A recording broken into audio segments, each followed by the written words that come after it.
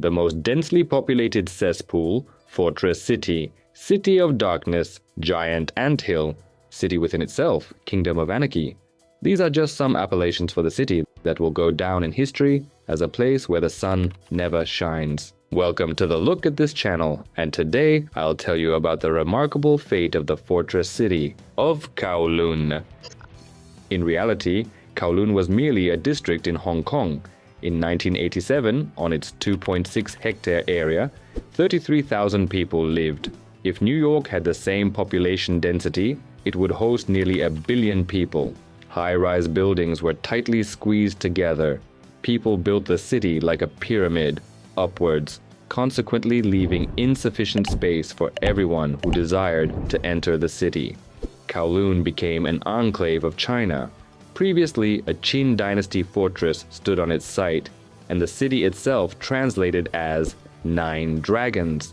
Later, the city was surrounded on all sides by the British colony, but it continued to remain Chinese territory. Essentially, it always remained a disputed territory. Hong Kong laws didn't apply here. Residents didn't pay taxes, didn't elect a president, didn't enact laws. During the Chinese Civil War, many sought refuge in this anthill. Thus, Kowloon transformed into a refuge for those fleeing the Chinese Revolution in search of freedom and ultimately found it. Civilization flourished in Hong Kong, but in Kowloon, it perished. The territory was crisscrossed with various passages and tunnels. People built their homes of terrifying appearance. Airplanes circled above the city, but constructing high-rises was impossible due to limited space, so airplanes touched the roofs of buildings. The roofs themselves were so close to each other that it created the impression of an enclosed courtyard. One could traverse the city without touching the ground. Such was the proximity of the roofs to each other. People adapt to everything. Life conditions in Kowloon proved that. There was no central water supply. 70 wells were dug to supply water. Electric pumps delivered water to the rooftops, from where a tangled labyrinth of pipes delivered water to apartments. Electricity was stolen from Hong Kong. There were no streets, only a tangled network of passages. A stranger would not survive here. They would simply get lost. Makeshift productions shaded the sunlight. People used rooftops as places to rest.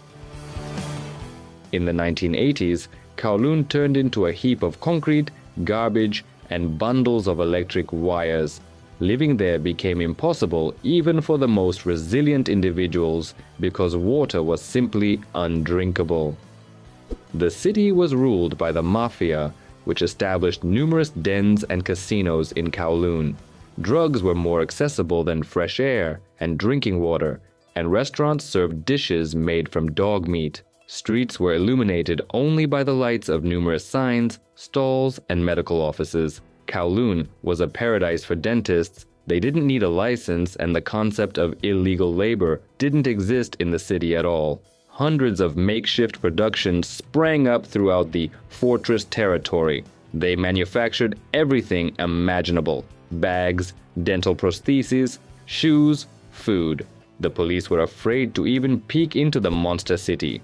It was futile, just like trying to fight the tremendous population growth rate. Already in the 1970s, Hong Kong authorities decided that tolerating more was impossible. The city had turned into a garbage dump. Sanitary conditions became unsuitable for living. Evacuation from Kowloon began in 1991.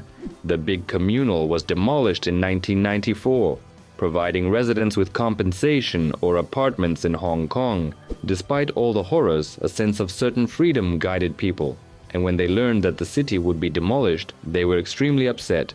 Residents didn't want to lose their former way of life, so the demolition was accompanied by numerous protests and demonstrations. People liked life in the city of darkness. What was Kowloon? Evidence of short-lived life and imminent collapse of anarchy. A social experiment, a paradise or hell, or perhaps just a large human anthill. In any case, now there remains only a small monument in its place. What is the population in your city or village? And what kind of settlement is it exactly? Write in the comments. Also, watch.